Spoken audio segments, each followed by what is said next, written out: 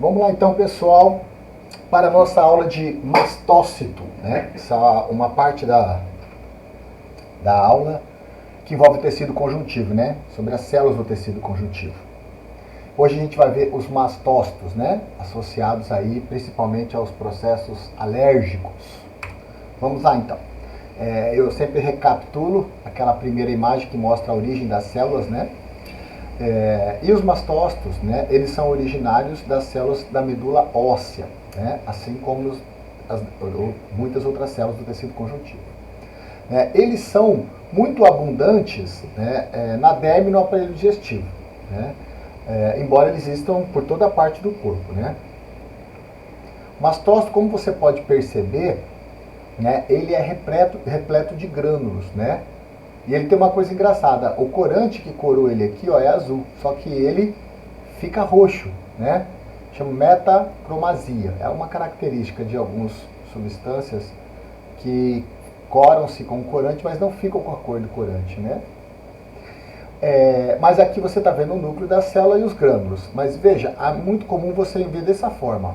Raramente a gente consegue ver o núcleo. Essa aqui é uma foto bem comum. Normalmente quando você olhar no microscópio, você vai ver ele desse jeito assim.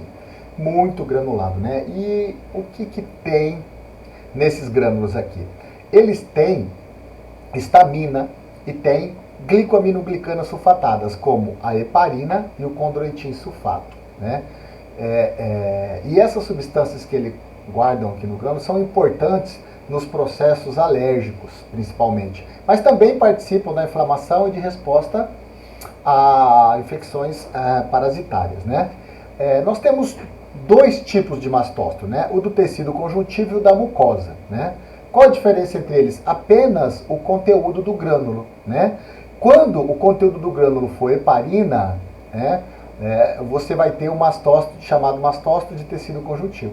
E quando o conteúdo for condroitin sulfato, ele vai ter o nome de mastócito da mucosa. Isso também diferencia no local onde ele fica, né? Os do tecido conjuntivo ficam na pele e na cavidade peritoneal, enquanto que os de condroitin sulfato, né, os mastócitos de mucosa, são encontrados na mucosa intestinal e no pulmão, né? Aqui embaixo eu fiz um resumo, né, do principal característica do mastócito, que é o papel dele nas alergias, né, que a gente chama de reações de hipersensibilidade imediata. O que é isso aqui? Uma reação alérgica. É um nome bonito para reação alérgica. Reações de hipersensibilidade imediata, né? Nada mais do que alergias, né?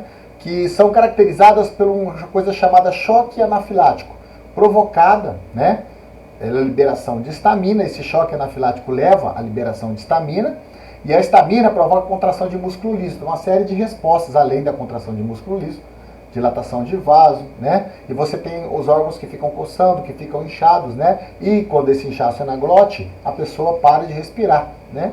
E morre, né? É muito comum o choque anafilático levar à morte, né? Aqui só para descrever aqui um mastócito de tecido conjuntivo, né? Corado com azul de toloidina, tá vendo? Foi corado com azul, mas não tá azul, né? Vamos lá, agora vamos ver a sequência da resposta alérgica. Eu vou fazer um resumo da resposta alérgica de forma superficial, porque a gente teria aí no mínimo 2, 3 aulas só para estudar a resposta alérgica. Tamanha a sua complexidade e detalhes, mas eu vou resumir porque o nosso curso é de histologia, só para ajudar você a entender. Essa representação aqui é de um mastócito, né? E esses grânulos que você está vendo aqui, ó, são os grânulos que você está identificando aqui, ó, esses pontinhos aqui, que contém, né, a heparina, o condroitin sulfato, a histamina, certo? São esses grânulos aqui, ó, entendeu? Bom, como é que funciona? Bom, o mastócito, ele tem uma coisa muito interessante, que é o quê? O receptor para IgE. Mas o que é IgE? É uma imunogama-globulina denominada E. Essa imunogama-globulina, ela é feita por uma célula que a gente vai ver já já, que chama plasmócito, que é uma célula do sistema imune. Essa célula, ela fabrica um anticorpo contra um invasor. Por exemplo, você tomou uma picada de abelha. O veneno da abelha entra no teu corpo. O seu sistema imune identifica esse veneno, fabrica um anticorpo, que é uma molécula química, né, chamada imunogama-globulina, por exemplo, o IgE, que vai ligar seu veneno e inocular ele, impedir que ele faça seus efeitos maléficos, né? Assim você consegue combater o efeito do veneno, né? Provocado pela picada de abelha. Só que esse IgE não fica estocado no plasma, né? Ele fica na onde? Depois que você tem o primeiro contato com o veneno de abelha, essa imunogama-globulina, representada aqui por essa estrutura em Y, né? Ele se prende aonde? Ao receptor dele, ao receptor de IgE. Então veja bem, o mastócito, ele tem na superfície dele um monte de receptor de IgE. Quando qualquer que seja o veneno, qualquer que seja o invasor que provoca a produção do IgE, o IgE vai combater o veneno e o que sobrar desse IgE, ele vai grudar aqui no mastócito. E vão grudar pelo pezinho do Y, que é a porção que a gente chama de inespecífico. Então, quer seja um anticorpo contra veneno de abelha, né? O anticorpo vai ter um efeito contra o veneno de abelha nessa parte aqui de cima, que a gente chama subunidade AB. Subunidade AB. Essa parte aqui, ó.